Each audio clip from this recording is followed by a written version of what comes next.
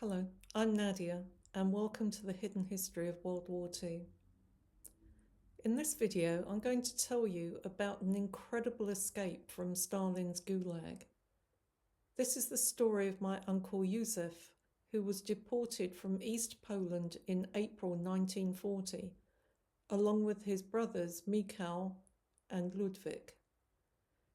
They were sent to hard labor camps in Siberia. My 68-year-old grandmother Maria was also deported, but she was sent to Kazakhstan. She also made an epic escape to freedom, and I'll talk about that in a separate video. The reason my family was deported was because of their relationship to my father.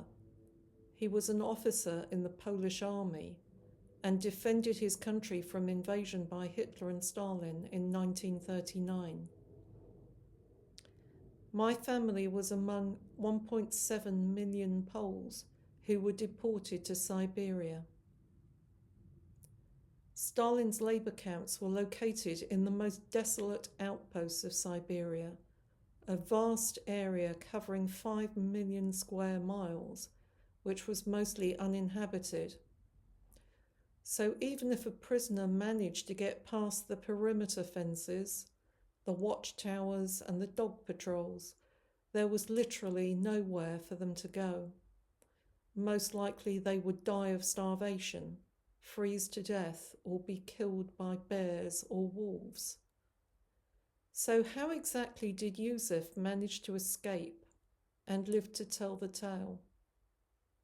After the war, he settled in Canada, where one of my cousins met with him and heard his remarkable story.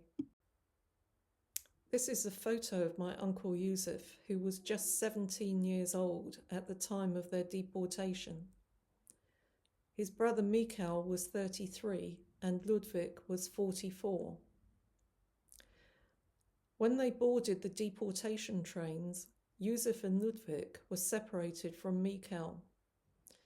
Nobody knows where Mikas was sent, but I'll pick up his story again later. Józef and Ludwik were sent to the same timber logging camp in the Pechora Basin. That was in the northwest of Russia, near the Arctic Circle. Because of the extreme cold, hard labor, disease, and starvation, the death rate at this camp was very high. Out of 7,500 prisoners sent to this camp, Józef said that only 250 survived. There was an insatiable demand for timber to support Stalin's enormous construction projects. It was needed for canals, roads, railways, and buildings. And the need for timber ramped up as the war progressed, because it was needed to build roads that would carry tanks, troops, and armaments to the front line. Timber logging camps had amongst the highest mortality rates. Trees had to be felled using hand saws, sawed into the required lengths, and the branches removed with axes. Work days were at least 12 hours long, not including the march from the barracks to the forests, which were often over an hour in each direction.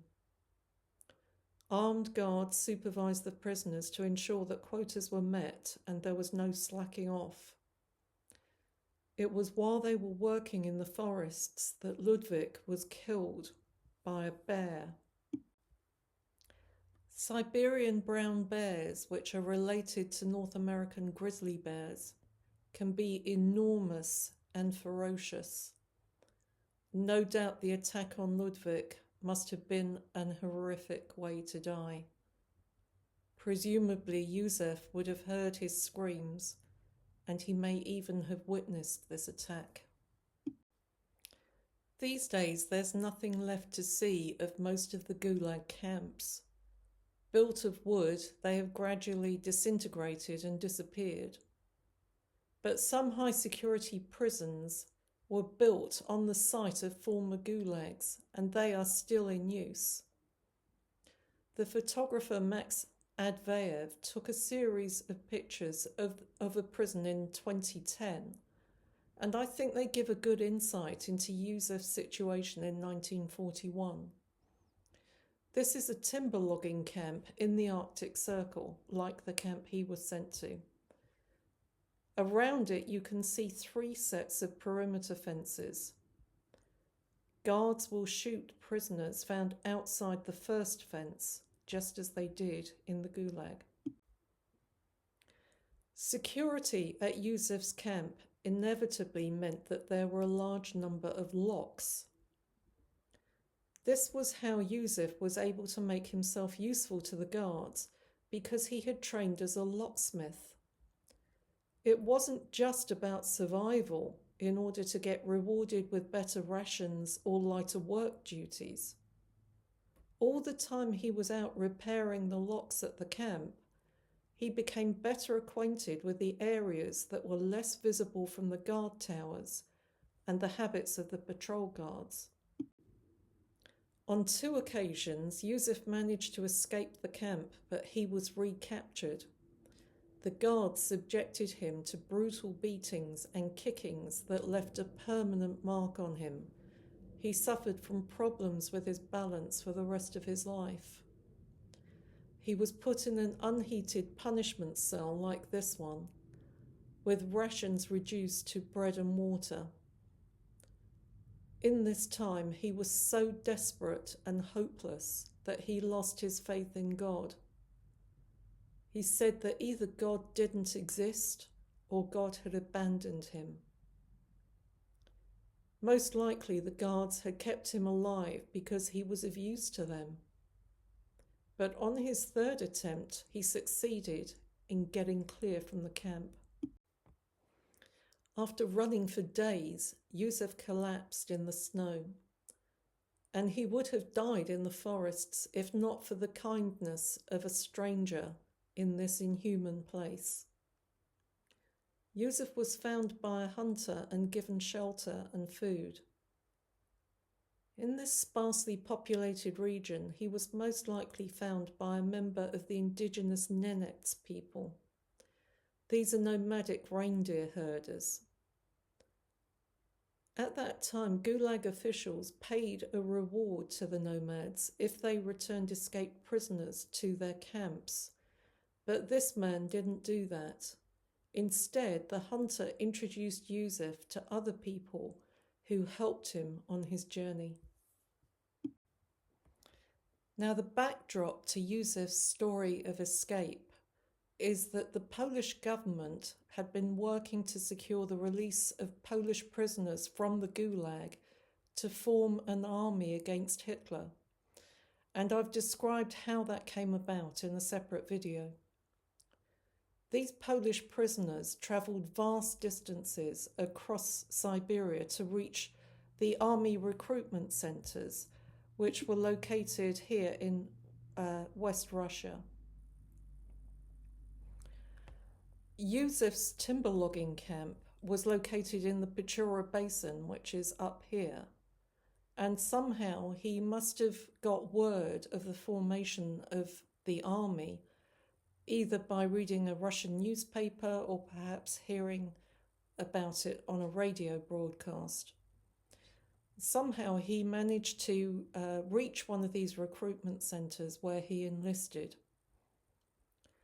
Completely independently, his brother Mikas also managed to reach a Polish army camp. We don't know where in Siberia Mikas had been sent, but we do know that he enlisted as a corporal in the 7th Infantry Division, and that this was one of the first 3 infantry divisions that had formed in Russia.